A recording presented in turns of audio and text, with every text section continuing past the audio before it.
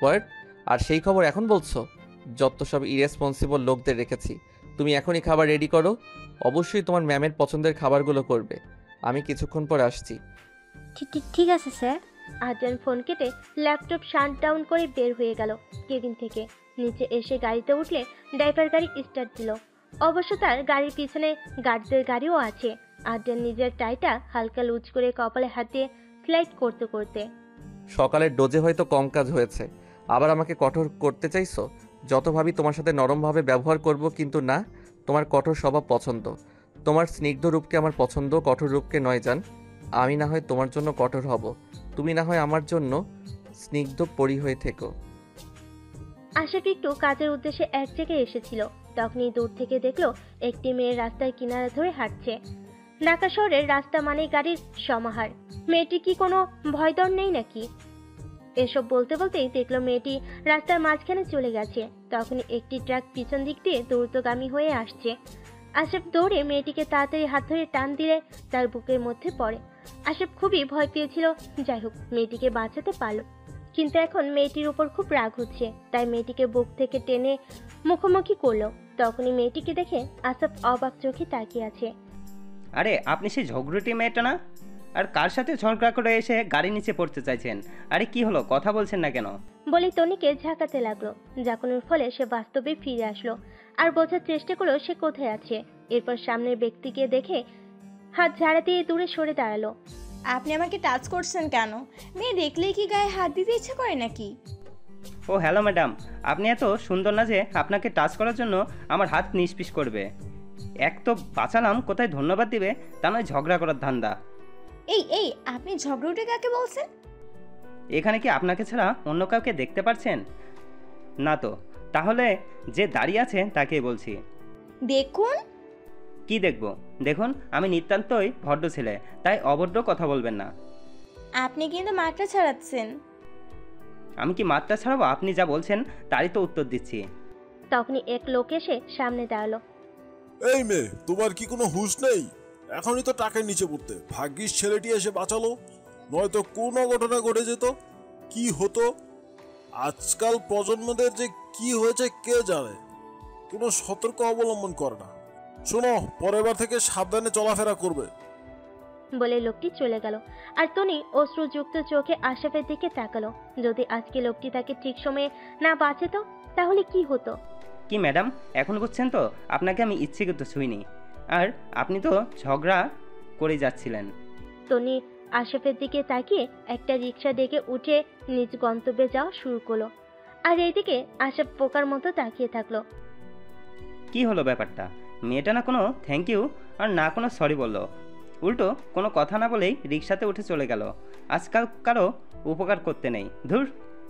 বলেই আশরাফও নিজের কাজের উদ্দেশ্যে গেল। পাখিদের কিচিমিচির শব্দ থেমে যাচ্ছে ধীরে ধীরে। লাল আভার প্রকোপ কমেছে অন্তনীলে। গোধূলি লগ্নের সৌন্দর্য যেন নতুন পথের শোভা বাড়ায়। আর এদিকে কেউ সেই সৌন্দর্য উপভোগ করতে পারছে না, কারণ তার মনে আজ অমাবস্যা উঠেছে। খুবই তীক্ষ্ণ অনুভূতি হচ্ছে। প্রিয়জনকে মনে পড়ছে যে তার বারে বারে, যাকে ছাড়া সে কোনো কিছু করার মতো জোর পায় না। আর সেই ব্যক্তিটি মনে হচ্ছে অনেক দূরে, মেঘা বেলকনির গ্রিল ধরে দাঁড়িয়ে আছে আর কাল থেকে হয়ে যাওয়া সব কিছুই ভাবছে। তার সাথে আপুর কথা খুব মনে পড়ছে। স্বাদের না খাওয়াতে শরীরটাও ঢুলছে। হঠাৎ করে দরজা খোলার আওয়াজ হলো, কিন্তু তার কোনো হেলদোল নেই। ঠান্ডার মধ্যে এইখানে কি করছো? আর সারাদিন খাওনি কেন? কি হলো? আমি কিছু জিজ্ঞেস করেছি। আদ্রিয়ান মেঘাকে টেনে নিজের খুব কাছে আনলো। এরপর হিসিয়ে বলল, আমার ধৈর্যের পরীক্ষা নিও না জান। আমার কাজ কিভাবে আদায় করতে হয় সেটা আমি খুব ভালো করেই জানি। বলে আদ্রিয়ান সার্ভেন্টকে ভেতরে আসতে বলল, যিনি আদ্রিয়ান আসার সাথে সাথে দরজার কাছে দাঁড়িয়েছিল। সার্ভেন্টকে খাবার টেবিলে রাখতে বলে সে খাবার রেখে চলে যায়। এরপর মেঘাকে টেনে নিয়ে বিছানাতে বসায়। দরজা ভেতর থেকে লক করে ওয়াশরুম গিয়ে হাত মুখ ধুয়ে এসে ভাত মাখা শুরু করে। এরপর এক লোকমা যখন মেঘা সামনে নিয়ে ধরে তখন মেঘা মুখ সরিয়ে নেয়। আবার যখন সেদিকে লোকমা ধরে তখন সে আবার যখন সরিয়ে নেয়, তখন বাম হাত দিয়ে মুখটা চেপে ধরে খাবার জোর করে খাওয়াতে লাগলে মুখ থেকে ভাত আদ্রিয়ানের মুখে ফেলে দেয়। হঠাৎ করে এসব করাতে আদ্রিয়ানের মেজাজ প্রচন্ড খারাপ হয়। ইচ্ছে করছে থাপড়ে থাপড়ে খাওয়াতে, কিন্তু পরে কিছু একটা ভেবে পকেট থেকে ফোন বের করে গার্ডকে কল করলো। কিছু একটা আনার কথা বলে ফোনটা পকেটে ঢোকালো। গার্ড দরজা নক করলে আর্যেন উঠে দরজা খুলো। গার্ডের হাতে থাকা বক্সটি নিয়ে দরজা বন্ধ করে মেঘার সামনে বসলো। এতক্ষণ মেঘা সবকিছু খেয়াল করেছে, তারও কৌতূহল জাগছে বক্সটাতে কি আছে দেখতে, কিন্তু বেশিক্ষণ অপেক্ষা করতে হয়নি। তখনই বক্সের প্যাকেট খুলো আর সাথে সাথে বিকট চিৎকার করে দৌড়ে দূরে চলে গেল, কারণ বক্সের ভেতরে বয়াম ভর্তি তেলাপোকা ছিল, যা মেঘা প্রচন্ড ভয় পায়। এই যে তেলাপোকার সদস্যরা, খুব খুব সরি গো তোমাদের, এইভাবে তোমাদের ভয় পাওয়ানোর জন্য। কি করছো জানে এইভাবে কেউ চিৎকার করে? বেচারা তেলাপোকারা ভয় পেয়ে জার থেকে বেরোতে চাইছে। একটা কাজ করি, ওদেরকে কষ্ট না দিয়ে বের করে দেই, কি বলো জান? না, একদম না। এসব কি হাতে নিয়েছেন? হ্যাঁ, এগুলোকে বাইরে ফেলেন বলছি। কি হলো, নিয়ে যান। আর্যেন মেঘার ভীতু চেহারা দেখে খুব কষ্টে হাসিটা চেপে রেখেছে, উপরে উপরে কঠোর মনোভাব রেখে। কি বলো জান, বাইরে কেন ফেলবো? ফেললে তো এখানেই ফেলবো। এখানে এক অবাধ্য মেয়ে থাকে যে আমার কথা একদম শুনতে চায় না, তাই ভাবলাম যখন কথা শুনেই না তখন আমিও তার কোনো কথাই শুনবো না। বলেই যখনই বয়মের মুখ খুলবে তখনই। শুনবো। কি শুনবে? মানে আপনার কথা শুনবো। শিওর? হ্যাঁ। ঠিক আছে, বয়ামটা আমি টেবিলে রাখছি, এখন দেখি লক্ষ্মী মেয়ের মতো এখানে বসবে। আমি হাত ধুয়ে আসতেছি। বলে আর্যেন হাত ধুয়ে এসে ভাতের প্লেট নিয়ে লোকমা ধরলো। বয়ামটা দূরে রাখুন না প্লিজ, ওইগুলো দেখলে আমি এমনিতেই বমি করে দিব, খেতে পারবো না। আর্যেন একটি কাপড় নিয়ে ওইটার উপর রেখে দিল, এরপর ধীরে ধীরে খাওয়াতে লাগলো। আর মেঘাও ভয়ে ভয়ে খেতে লাগলো, কিন্তু 2-3 লোকমা ভয়ে ভয়ে খেলো, পরেরগুলো তৃপ্তি সহকারে খেলো, কারণ তার প্রিয় মাটন বিরিয়ানি করেছে আর রোস্টটাও খুব মজা ছিল। এরপর খাওয়া শেষে সুন্দর করে মুখ মুছিয়ে দিল, এরপর 1 গ্লাস জুস খেতে বলে তাও খেয়ে নিল, কিন্তু জুসটা খুব তিতা টাইপের ছিল। আর্যেন জুসের মধ্যে আগে থেকে ওষুধ মিশিয়ে এনেছিল, যা ডক্টর গতকাল সাজেস্ট করেছে। এখন তো সব কথা শুনলাম, এখন বয়ামটা নিয়ে যান। আর্যেন হঠাৎ করে মেঘার খুব নিকটে আসলো, এতে মেঘা হালকা দূরে সরে গেলেও আর্যেন মেঘার মাথার পিছনে হাত থেকে আদ্রিয়ানের মুখের সামনে আনলো, এতে দুজনের নিঃশ্বাসের শব্দ দুজনই শুনতে পাচ্ছে। Good, very good. এইভাবে আমার কথা শুনবে, আমার কথার খেলাপ একদম হবে না, না হলে কঠোর রূপটাই বাহির হবে, যা এই নরম ফুলের জন্য প্রযোজ্য নয়। এই নরম ফুলের সাথে শুধু নরম মানায়, কঠোর হলে ফুলটা রুক্ষ হয়ে যাবে। আমার রুক্ষ নয়, স্নিগ্ধ পছন্দ। ঘোর লাগা কণ্ঠের ধ্বনি শুনতেই নিজের মতো এক অদ্ভুত অনুভূতি হতে লাগলো, যেন আক্ষেপগুলো খুব যত্ন করে প্রকাশ করছে। একটু অযত্ন হলেই মনে হয় আক্ষেপগুলো ভেঙে যাবে। নাকে হাতের স্পর্শ পেতেই মেঘার ঘোর কাটলো। এতক্ষণ সে কি ভাবছিল? এই যে ভাবনা কুমারী, এই ছোট্ট মাথায় এসব প্রেশার দিতে হবে না, আমার ইম্পর্টেন্ট কাজ আছে, আমি এখন আসছি। কোনো উল্টাপাল্টা কাজ যেন একদম না দেখি, তাহলে। বলে আবার মেঘার নাক টেনে বের হয়ে দরজা লক করে চলে গেল। এইদিকে মেঘা নিজের নাকে হাত বোলাচ্ছে, এসব নাক গাল টানা একদম পছন্দ করে না, লোকটা তার অপছন্দের জিনিসই বেশি করে। অসভ্য লোক, আর একবার আমার নাক টানো, একদম হাত ভেঙে রেখে দিব। আমাকে এখনো চেনে নাই। কিন্তু এই লোকটা আমাকে আটকে কেন রেখেছে? যতটুকু বুঝলাম এই লোক আমাকে যেতে দেবে না, আমাকেই কোনো কিছু করতে হবে। কিন্তু লোকটার নাম কি এখনো তো জানা হলো না। আর্যেন নিজের সিক্রেট অফিস রুমে গেল, যেটা তার বাড়ির এক গোপনীয় স্থানে দেওয়ালের সাথে অ্যাটাচ করা। কেউ বুঝতে পারবে না যে এই জায়গায় কোনো সিক্রেট রুম আছে, শুধুমাত্র তার বিশ্বস্ত অ্যাসিস্ট্যান্ট আশাফ আর একজন সিক্রেট গার্ড জানে, আর সেই গার্ডটি আপাতত সেই রুমে উপস্থিত আছে। রুশ, আপডেট বলো। এস স্যার, সিলেক্ট দলের লোক আমাদের কোম্পানিতে গোপনীয় স্পাই ক্যামেরা সেট করেছে, যার সবগুলোই স্ক্যান করা হয়েছে, আর সেই লোক এখন গোডাউনে বন্দি আছে। খাতির যত্ন করো ঠিক মতো, কোনো কিছুর কমতি যাতে না হয়, আর হ্যাঁ, অবশ্যই 3rd ডিগ্রির যত্নটাও দিবে। Okay sir. ঠিক আছে, এখন তুমি যাও। গার্ড বের হয়ে যাওয়ার পর আর্যেন সামনের এলইডি গুলো অন করলো, যা সারা বাড়ির সিসি ক্যামেরা দ্বারা আবৃত। সেই রুমে মেঘাকে রাখা হয়েছে, সেখানে ক্যামেরা অন করলো, সাথে সাথে এক মোহনীয় মুহূর্ত দেখলো, যা দেখে তার মনের মধ্যে সূক্ষ্ম এক অনুভূত হলো। বুকে হাত দিয়ে মেঘাকে দেখতে লাগলো। আর কতভাবে বিক্ষত করবে আমায় স্নিগ্ধ পরি? তোমার এই সরল রূপেই তো আমি নিজের অস্তিত্বকে তোমার অস্তিত্বে বিলিয়ে দিয়েছি। মেঘা নামাজ পড়ার উদ্দেশ্যে নিজেকে ওড়না দিয়ে আবৃত করে নিয়েছে আর নিচে জায়নামাজ বিছিয়ে নিজেও তার উপর বসে নামাজ পড়তে লাগলো। আর এসব আর্জিয়ান দেখছে আর মুগ্ধ হচ্ছে। জান, আর কিছু সময় অপেক্ষা করো, তোমার জন্য বড় সারপ্রাইজ অপেক্ষা করছে। আল্লাহর কাছে যা চাওয়ার চেয়ে নাও, এরপর থেকে সব চাওয়া আমাতেই শুরু হবে আর আমাতেই শেষ। বলে আর্জিয়ান বাঁকা হাসলো। হ্যাঁ হ্যাঁ, তোর মেয়ে ঠিকমতো পৌঁছেছে, কোনো চিন্তা করিস না বন্ধু। ও এখানে একদম নিরাপদে থাকবে, ফোন ধরছে না। ও হ্যাঁ, তার ফোনটা নাকি আসার পথে কারোর সাথে ধাক্কা খেয়ে ভেঙে গেছে। না না, এখন টাকা পাঠাতে হবে না, আমি কয়েকদিন পর কিনে দেব। এখন তো মেঘামণি ঘুমোচ্ছে। না না, কোনো অসুখ করেনি, হয়তো এত দূর জার্নি করেছে তাই টায়ার্ড লাগছে।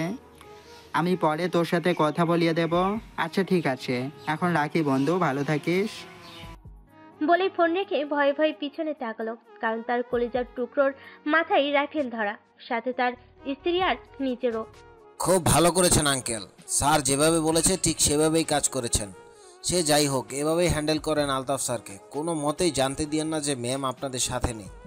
কথার খেলাফ হলে আপনার স্ত্রী আর মেয়ে, বুঝতেই তো পারছেন।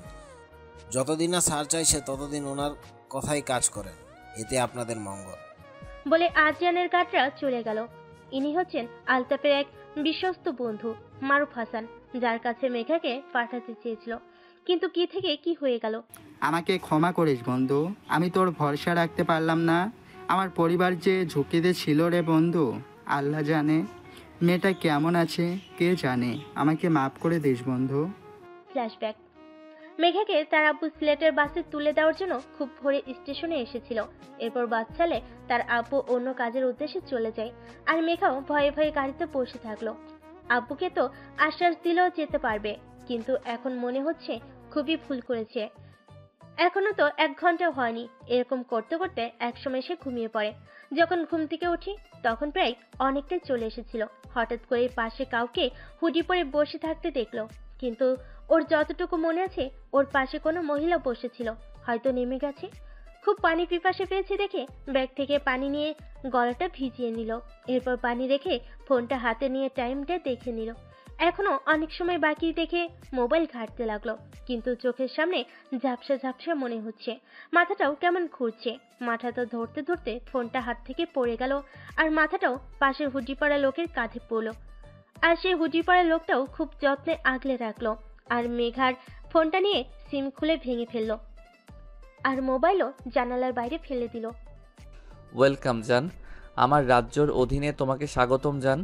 দিবাপোহর কেটে রাত্রি হয়েছে, রাত্রির শেষ ভাগে আবার সোনালি সকাল। এইভাবেই কেটে গিয়েছে 6 দিন। মেঘের কাছে এই 6 দিন খুব একটা খারাপ লাগেনি। অবশ্য লোকটার নাম জানা হয়েছে, আর্জিয়ান চৌধুরী।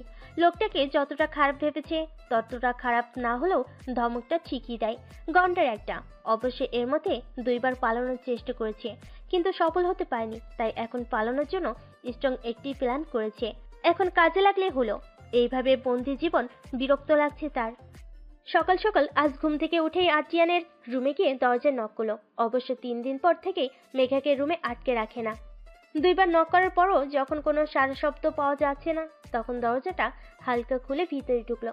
রুমটি পুরো বরফের মতো হিমশীতল হয়ে আছে। মেঘার সাথে সাথেই শরীরের লোমগুলো দাঁড়িয়ে গেল, শীত লাগছে। পুরো অন্ধকার করে আছে রুমটি। হাঁটতে হাঁটতে বেডের পাশে গিয়ে আবছা ছাই আর্জিয়ানকে দেখা যাচ্ছে। উপর হয়ে খালি গায়ে শুয়ে আছে, সামনে ছিলকি চুলগুলো কপালে এলোমেলো হয়ে আছে। ইচ্ছে করছে চুলগুলো ঠিক করে দেয়, কিন্তু পর মুহূর্তেই নিজের ইচ্ছের ওপর বিরক্ত হলো। ঘুমিয়ে যখন আছে তখন ডাকাটা ঠিক হবে না, পরে না হয় আবার আসবো বলে যে পিছে ফিপে অমনি হাতে টান পড়লে আর্জিয়ানের বুকের উপর পড়লো। হঠাৎ করে এমন হতে চিৎকার করে উঠলো তখনই। হুশ, চিৎকার করে কি আমার কানের 12টা বাজাতে চাইছো? মেঘা বড় বড় করে নিঃশ্বাস ফেলতে লাগলো। এইভাবে নিঃশ্বাস ফেলো না জান, নিজেকে কন্ট্রোল করা কঠিন হয়ে পড়বে। বলে মেঘার সামনে ছোট ছোট চুলগুলো কানের পিছে গুজে দিল। আর সেই স্পর্শে মেঘা হালকা কেঁপে উঠলো, সাথে সাথে চোখ দুটো বন্ধ করে ফেলল। আর্জিয়ান মেঘার দিকে অপলক দৃষ্টিতে তাকিয়ে আছে। এই যে মুখে ফোঁটা ফোঁটা পানি জমে আছে, হয়তো ফ্রেশ হয়ে মুখও মুছিনি, কিন্তু এ তো খুব মায়াবী লাগছে। মেঘা ছাড়া পাওয়ার জন্য ছোটাছুটি করছে।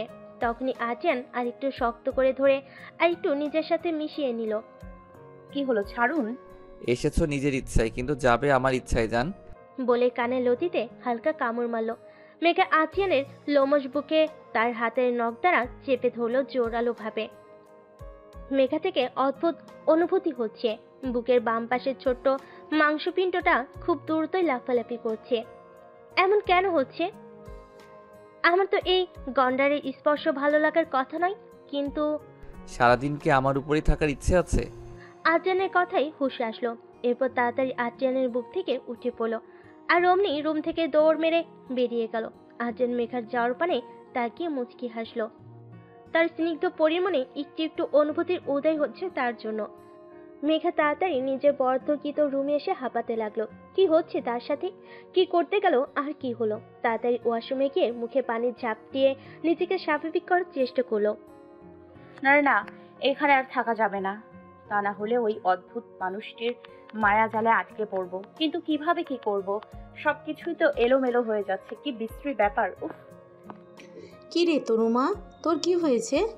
তুই ঘর থেকে তেমন বের হোস না, কারোর সাথে তেমন কথাও বলিস না, কলেজেও যাচ্ছিস না, সামনে তো পরীক্ষা মা তোর। এইভাবে করলে চলবে বল মা? তনি জানালার পাশে দাঁড়িয়ে দাঁড়িয়ে বাইরে দৃশ্য দেখছিল। চোখ মুখ শুকিয়ে গেছে, চোখের নিচেও কালি পড়েছে। মনে হয় অনেকদিন ঘুম হয় না। হবে কি করে? রাত্রির বেশিরভাগ সময় তো সায়নের সাথে কথা বলে কাটাতো, কিন্তু এখন তো ভেবেই দীর্ঘ নিঃশ্বাস ফেলো। হঠাৎ করে মায়ের আওয়াজ পেয়ে ভাবনার জগৎ থেকে বের হলো।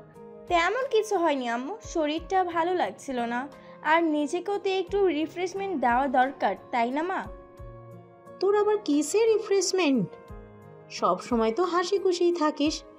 বেশি হাসি থাকি তো, তাই চেষ্টা করছি একটু দুঃখী থাকার। তা না হলে হাসির চেহারার নজর পড়বে যে আম্মু। কি হয়েছে রে মা? আমাকে বল মা, আমি তো তোর মা কম, বেস্ট ফ্রেন্ড বেশি। খুলে বল মা, হয়তো তোর সমস্যার সমাধান করতেও পারি। মায়ের এরূপ কথা শুনে আর নিজেকে আটকে রাখতে পারেনি, হাউমাউ করে কাঁদতে লাগলো। তনির আম্মু মেয়েকে কাঁদতে দিল। মানুষ চিন্তা ভুল করেছি আম্মু। আম্মু, আমার সাথে কেন এমন হলো? ও আম্মু, বলো না। এরপর তনি তার মাকে সবকিছু খুলে বলল। এরপর তনিকে বেডের কাছে বসিয়ে টেবিল থেকে পানির গ্লাস থেকে ঢাকনা ফেলে তনিকে দিল। তনি কোনো দ্বিরুক্তি ছাড়াই পানিটা খেয়ে নিল। এরপর তনির আম্মু বিছানায় সুন্দর করে বসে তনিকে তার কোলে মাথা রাখতে বলে তনির সাথে সাথে মায়ের কোলে মাথা রেখে গুটি মেরে শুয়ে পড়ল। এরপর মাথায় হাত বুলিয়ে দিতে দিতে, দেখ মা, আমরা জন্ম থেকে কিছু শিখে আসি না, দেখতে দেখতে শিখি। মানুষের 5 আঙ্গুল যেমন সমান নয়, তেমনি মানুষের ব্যক্তিত্বও সমান নয়। মানুষ তো কতজনকে ঠকায়, নিজেও ঠকে, তুইও ঠকেছিস। কিন্তু একটা কথা কি চিন্তা করে দেখছিস, সায়ন যদি তোর সর্বনাশ করে দিত, তখন তো তার উদ্দেশ্য সফল হয়ে যেত আর তোর জীবনটাও শেষ হয়ে যেত। কিন্তু আল্লাহর অশেষ কৃপায় তার উদ্দেশ্যের আগেই সব কিছুই তোর সামনে চলে আসছে। তোর যদি কিছু হতো তাহলে আমাদের কি হতো একবার ভেবে দেখিস। মারে, দুনিয়া বড্ড খারাপ। ওই খারাপ থেকেই আমরা বেরিয়ে আসতে পারলে আমাদের জীবন সুন্দর হয়, নইলে অন্ধকার জগতে তলিয়ে যায়। তাই অন্ধকার কি হয়েছিল তার থেকে শিক্ষা নিয়ে আলোর পথে পা দে, দেখবি খুব সুখে থাকবি। আর আমি জানি আমার মেয়েটা খুব স্ট্রং, সে পারবে, তাই না আম্মু? এতক্ষণ মনোযোগ দিয়ে মায়ের কথা শুনছিল তনি। সত্যি ভাগ্য করে এমন একজন মা পেয়েছেন। অবশ্যই আম্মু, কিন্তু আমার একটু সময় দরকার। কিন্তু প্রমিস করছি আম্মু, খুব জলদি তোমার হাসি খুশি মেয়েকে ফেরত পাবে। এই তো আমার লক্ষ্মী মেয়ে। ঠিক আছে, অনেক কথা হয়েছে, এখন খেতে আয়। তোর পছন্দের ডিমের কোরমা করেছি, ঝাল ঝাল করে। তুমি যাও, আমি ফ্রেশ হয়ে আসছি। ঠিক আছে। বলে তনির মা চলে গেল আর তনি তাড়াতাড়ি ফ্রেশ হয়ে ডাইনিং রুমে গেল। মেঘা বসে বসে বোর হচ্ছিল। তখনই একজন সার্ভেন্ট এসে দরজায় নক করে ঘরে প্রবেশ করলো। ম্যাম, স্যার আপনাকে এই ড্রেসটা পরে 15 মিনিটের মধ্যে নিচে যেতে বলেছে। কি ব্যাপার, এই গন্ডারটা কোথায় নিয়ে যাবে? তোমাদের স্যার কিছু বলেছে কি কোথায় নিয়ে যাবে? না ম্যাম, ওই বিষয়ে কিছু বলেনি। ঠিক আছে, তুমি যাও, আমি কিছুক্ষণ পর আসছি। সার্ভেন্ট চলে গেলে প্যাকেটটি খুলে দেখলো ব্লু কালারের কাজ করা খুব সুন্দর একটি গাউন, সাথে স্টোনের উপর কাজ করা খুব সুন্দর একটি হিজাব। দেখে বোঝা যাচ্ছে অনেক দামি হবে। ড্রেসটি নিয়ে ওয়াশরুমে গিয়ে চেঞ্জ করে এসে নিজেকে হালকা পরিপাটি করে চুলগুলোকে বেঁধে হিজাব সেট করে নিল। চোখে হালকা কাজল, ঠোঁটে হালকা লিপস্টিক আর মুখে হালকা প্রসাধনী দিয়ে নিজেকে আয়নায় দেখলে নিজেই অবাক হয়ে যায়। এত অল্প সাজও খুব সুন্দর লাগছে। ম্যাম, স্যার জলদি যেতে বলেছে। হ্যাঁ হ্যাঁ হ্যাঁ, আসছি, হয়ে গেছে। বলেই তাড়াতাড়ি নিচে নামতে লাগলো। এরপর মেন দরজার বাইরে গেলে দেখে আদ্রিয়ানও মেঘার সাথে ম্যাচিং করে ব্লু কালারের ড্রেস পরেছে, ভেতরে সাদা শার্ট, উপরে ব্লু ব্লেজার কোট প্যান্ট পরেছে। মেঘা আদ্রিয়ানের দিকে তাকিয়ে হালকা ক্রাশ খেলো। এরপর নজর সরিয়ে নিজের উপস্থিতি বোঝানোর জন্য হালকা গলা ঝাড়ল। আদ্রিয়ান এতক্ষণ অফিসের ইম্পর্টেন্ট ডকুমেন্টগুলো চেক করছিল মোবাইলে। হঠাৎ গলা ঝাড়া পেয়ে সামনের দিকে কিছুক্ষণ তাকিয়ে বুকের মধ্যে হাত দিল। এই ছোট্ট জানটাকে আজ অনেকটাই বড় মনে হচ্ছে। ইচ্ছে করছে এই বুকেই লুকিয়ে রাখি, যেন কেউ তার জানকে না দেখে। অবুঝ পড়েছে তার। এই যে শুনছেন, কতক্ষণ ধরে তো দাঁড়িয়ে আছি, কোথায় যাব? গেলেই দেখতে পারবে। বলে গাড়ির দরজা খুলে দিয়ে মেঘাকে বসতে বলে উঠে বসলো। এরপর নিজেও বসলে ড্রাইভার গাড়ি স্টার্ট দিল। প্রায় 30 মিনিট পর কোনো এক সাজানো ফার্ম হাউসে আসে। গাড়ি যখন গেট দিয়ে ঢুকছিল তখন চারিদিকে ফেরি লাইটের আলোতে গাছের জীবন্ত ফুলগুলো যেন আরো জীবন্ত মনে হচ্ছে। গাড়ির মেন দরজার সামনে এসে থামলে একজন গার্ড এসে আদ্রিয়ানের পাশের দরজা খুলে দিল। সে বের হয়ে কোট পরে নিল। এরপর মেঘার পাশের গাড়ির দরজা খুলে দিয়ে হাত বাড়িয়ে দিল। মেঘার কোনো দ্বিরুক্তি না করে হাতে হাত রাখলো, কিন্তু এতে হালকা লজ্জা পেল। কেন যে সে এসবে সায় দিচ্ছে সে নিজেও জানে না। আদ্রিয়ান মেঘাকে গাড়ি থেকে বের করে হাত ধরে নিয়ে যেতে লাগলো ভেতরে। ভেতরে গিয়ে মেঘা অবাক হয়ে গেল। বাইরে থেকে বাড়িটিকে ঐতিহ্যবাহী বাড়ি লাগলেও ভেতরে খুবই আলিশানভাবে সাজানো। ভেতরে প্রবেশ করতে করতে মেঘা সামান্য এগিয়ে গেল, অমনি লাইট নিভে গেল। ছোট ছোট ফেরি লাইটগুলোর আবছা আলোয় কিছু বোঝা যাচ্ছে না। আবার সাথে সাথে বড় একটি লাইটের ফোকাস তার উপর পড়ল, আর উপর থেকে ফুল ঝরতে লাগলো। এত এত ফুলের বর্ষণ দেখে মেঘার মনটা ছোট বাচ্চার মতো হয়ে গেল। প্রাণোচ্ছল হাসি দিয়ে ঘুরতে লাগলো। এরপর তার সামনে আরো একটি লাইট ফোকাস ফেললো। কেউ একজন রজনীগন্ধার তোড়া নিয়ে সামনে এসে হাঁটু গেড়ে বসলো। এরপর মুখ তুলে মেঘার দিকে সম্মোহিত দৃষ্টিতে তাকিয়ে, জানি না কিভাবে শুরু করব, কিন্তু তোমার হৃদয়কারা হাসির সুর যবে থেকে হৃদয় ঠাঁই নিয়েছে তবে থেকে শান্তি নেই গো। প্রত্যেক মুহূর্ত জ্বালাতন করেছে তোমার ওই অনুপস্থিতিতে, কিন্তু বেশিক্ষণ অনুপস্থিত রাখিনি। যেভাবেই হোক নিয়ে এসেছি তোমায় এ অন্ধকার মানবের কাছে। কখনোই এমন অনুভূতি হয়নি যেমনটি তোমার কাছে আসাতে হয়, কিন্তু কাছে থাকা সত্ত্বেও তুমি অনেক দূরে। আমাকে তোমার কাছে থাকার অনুমতি দিবে? হা হবে পবিত্র বাঁধনের ডোরে সুতায় গাঁথা থাকবে। Will you marry me? স্নিগ্ধ পরি। মেঘা অঝরে কান্না করছে আদ্রিয়ানের রুমের বাইরে। যে মানুষটাকে সে দেখতেই পারে না, আজ তার জন্যই সে ঠিকভাবে নিঃশ্বাস নিচ্ছে, কিন্তু এই মানুষটা মৃত্যুর সাথে পাঞ্জা লড়ছে। Flashback. Will you marry me স্নিগ্ধ পরি? মেঘা আদ্রিয়ানের দিকে তাকিয়ে রইল। সে কি বলবে বুঝতে পারছে না। অনেকক্ষণ বসে থাকার পরও যখন কোনো উত্তর আসলো না, তখন আদ্রিয়ান উঠে দাঁড়ালো। এরপর পকেট থেকে ব্লু কালারের একটি ছোট্ট বক্স বের করে তার ভিতর থেকে ডায়মন্ডের রিং বের করে মেঘার হাতে পরিয়ে দিল। মেঘা যেন এক স্বপ্নের জগতে আছে, মনে হচ্ছে কোনো রাজ্যের প্রিন্সেস, আর সামনে প্রিন্সের স্বরূপ ভিলেন তাকে প্রপোজ করছে। কিন্তু তার কোনো মতামত না নিয়ে কি সুন্দর রিং পরিয়ে দিল। রিং পরানো হলে হাতটিতে ঠোঁটের খুব নিখুঁতভাবে গভীর স্পর্শ দিল। এরপর মেঘাকে কাছে টেনে কপালেও ঠোঁট ছোঁয়ালো। মেঘাও এক অন্য জগতে বিরাজ করছে। হঠাৎ করেই তার সবকিছু ভালো লাগছে। এরপর তারা ডিনার সেরে নিল। আজ সবকিছুই মেঘার পছন্দের ছিল, কিন্তু আদ্রিয়ান তার সেই বিখ্যাত অখাদ্যগুলোই খেলো। ডিনার শেষে আদ্রিয়ান মেঘাকে নিয়ে ছাদে উঠল। ছাদটাও সুন্দর করে সাজানো। এরপর ছাদের দোলনায় মেঘাকে বসিয়ে তার পাশে বসে মাথাটা মেঘার কোলে রাখলো। মেঘা মাথাটা সরিয়ে দিতে চাইল। মেঘু, একটু রাখতে দাও না। তোমার সংস্পর্শে আসলে নিজেকে খুব ভাগ্যবান মনে হয়। তুমি আরও আগে কেন আসনি আমার জীবনে মেঘু? তাহলে হয়তো আমার জীবনটা আরও রঙিন হতো। আজ আমার মায়ের জন্মদিন মেঘু, তাই এই শুভ দিনে তোমাকে আপন করতে চেয়েছিলাম, কিন্তু তোমার 18 বছর হতে এখনও কয়েক মাস বাকি, তাই আজকের দিনটা স্পেশাল করার জন্য এই আয়োজন মেঘু। মেঘ আদ্রিয়ানের কথা শুনে অবাক হলো। প্রথমত নিজের নাম ধরে ডাকার জন্য, এখনো পর্যন্ত ওনাকে নাম ধরে ডাকতে দেখনি। আর দ্বিতীয়ত ওনার মায়ের জন্মদিন, কিন্তু আন্টি কোথায়? মনের কথা জমিয়ে রাখতে না পেরে আচ্ছা আন্টি কোথায়? ওনার জন্মদিন, ওনাকে ঘিরেই তো। হুশ। হঠাৎ করে মেঘার মুখে আঙ্গুল দিয়ে চুপ করিয়ে দিল। এরপর মেঘার দিকে লক্ষ্য করে দেখলো কেউ লাল লাইট দিয়ে নিশানা দিচ্ছে। সাথে সাথে উঠেই মেঘাকে নিয়ে মাটিতে শুয়ে পড়লো। আর অমনি কিছু ভাঙার বিকট আওয়াজ হলো। আদ্রিয়ান পকেট থেকে রিভলভার নিয়ে মেঘাকে সামনে এনে আগলে রাখলো। মেঘা প্রচণ্ড ভয় পেয়েছে দেখে আর একটু শক্ত করে জড়িয়ে ধরলো। এরপর কানের ব্লুটুথ দিয়ে গার্ডদের উপরে জলদি আসতে বলল। গার্ডের সাথে সাথে এসে প্রোটেকশনের সাথে ঘিরে ধরলো। আদ্রিয়ান আশরাফের দিকে গরম চোখে তাকালো, কিন্তু সেই দিকে তার খেয়াল নেই। সে গার্ডদের সাথে মিলে কাজ করছিল। মেঘা ভয়ে আদ্রিয়ানকে শক্তভাবে জড়িয়ে ধরে রাখলো, যেন ছেড়ে দিলে সর্বনাশ হবে। ভয় নেই জান, এই হৃৎপিণ্ড যতদিন পর্যন্ত বিট করবে ততদিন এই ছোট্ট জানটার কিছুই হতে দেব না। আর এই ভয় অন্য কিছুতে নয়, আমাতেই সীমাবদ্ধ থাকবে। মেঘা সব শুনেও কিছু বলল না, শক্ত করে ধরে রাখলো। আদ্রিয়ান মেঘাকে নিয়ে রুমে আসলো। এরপর কোনো মতে বেডে বসিয়ে পানি খাওয়ালো।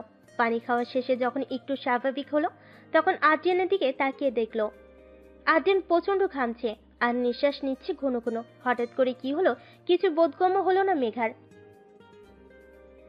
হঠাৎ করে মেঘা খেয়াল করলো শার্টের কিছু অংশ ভিজে। মেঘা কাঁপা কাঁপা হাতে সেই জায়গা ধরে সামনে এনে দেখলো রক্ত। মেঘা তা দেখে অশ্রুযুক্ত নয়নে আদ্রিয়ানের দিকে তাকালে দেখে আদ্রিয়ান মেঘার দিকে তাকিয়ে মুচকি হাসছে। মেঘা আদ্রিয়ানকে কিছু বলতে নিলেই আদ্রিয়ান মেঘার উপর ঢলে পড়ে। আদ্র, এই আদ্র শুনছেন? মেঘা আদ্রকে নিয়ে বিছানায় বসে কোনো মতে মাথাটা তার বুকে রেখে গালে হাত দিয়ে ডাকছে। আপনার শরীর থেকে তো রক্ত বের হচ্ছে, দেখুন না অনেক রক্ত। এই আদ্র, আদ্র। প্রথম কথাগুলো আস্তে বললো, পরের কথাগুলো জোরে জোরে বললো আর গালে হালকা থাপ্পড় দিয়ে ডাকতে লাগলো। কেউ কি আছেন? এই আদ্র, কথা বলুন না। কোথায় আপনারা? প্লিজ দেখুন না, উনি কথা বলছেন না।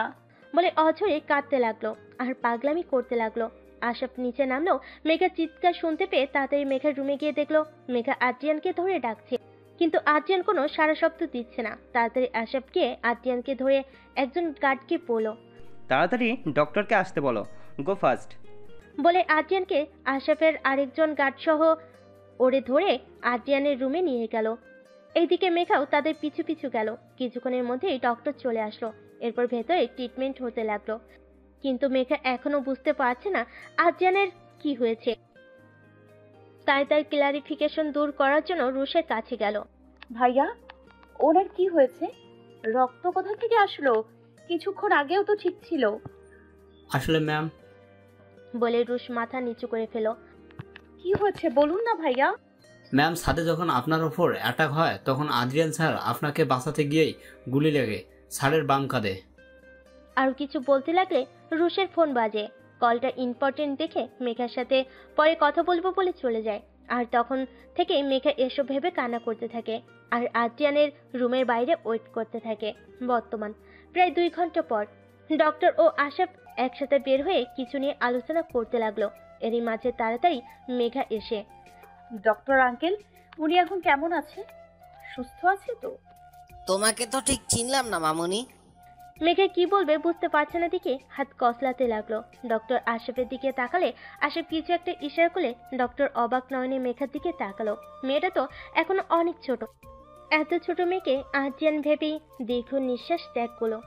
মামুনি, আদ্রিয়ান এখন মোটামুটি সুস্থ, কিন্তু শরীর থেকে পয়জন বের করা হলেও শরীরে তার প্রভাব এখনো রয়ে গেছে। কিসের পয়জন আঙ্কেল? ওনার তো গুলি লেগেছিল। গুলিটা বাম কাঁধে লাগলেও তা ছুঁয়ে বের হয়ে গেছে, কিন্তু বুলেটে পয়জন ছিল, যা মানুষের ভারসাম্য অকেজ করে মৃত্যুর মুখে ঢেলে দেয়। আল্লাহর অশেষ রহমত সে সময় ট্রিটমেন্ট হয়েছে, তা না হলে অনেক বড় কিছু হয়ে যেতে পারত। বলে ডক্টর মেঘার মাথায় হাত বুলিয়ে আশরাফকে কিছু মেডিসিনের প্রেসক্রিপশন দেন। এরপর মেঘাকে চিন্তা না করতে বলে ডক্টর তাদের থেকে বিদায় নেন। ভাইয়া, আমি কি ওনাকে দেখতে যেতে পারবো? জি ম্যাম, অবশ্যই। আমি আপনাকে যখন ভাইয়া বলে ডেকেছি তখন আমি আপনার বোন হই। এইভাবে আমাকে ম্যাম ডাকবেন না, আমার খুব লজ্জা লাগে। আপনি আমার নাম ধরেই ডাকবেন। কিন্তু ম্যাম, স্যার শুনলে প্রচণ্ড বকবে। কোনো কিন্তু না ভাইয়া, আর ওনার ব্যাপারটা আমি দেখব। তবুও এই ছোট বোনের আবদার রাখবে না ভাইয়া? মেঘের এরূপ বাচ্চা স্বরূপ আচরণ দেখে রাজি হয়ে যায়। এরপর মেঘা আদ্রিয়ানের রুমে গেলে আশরাফও বাইরে দরজাটা ভিড়িয়ে দিয়ে নিচে চলে যায়। এখন তার অনেক কাজ। পিঠে চিনচিনে সূক্ষ্ম ব্যথায় ভুরু কুঞ্চিত করে ফেলে। এরপর আস্তে আস্তে চোখ মেলে নিজেকে নিজের রুমে আবিষ্কার করে।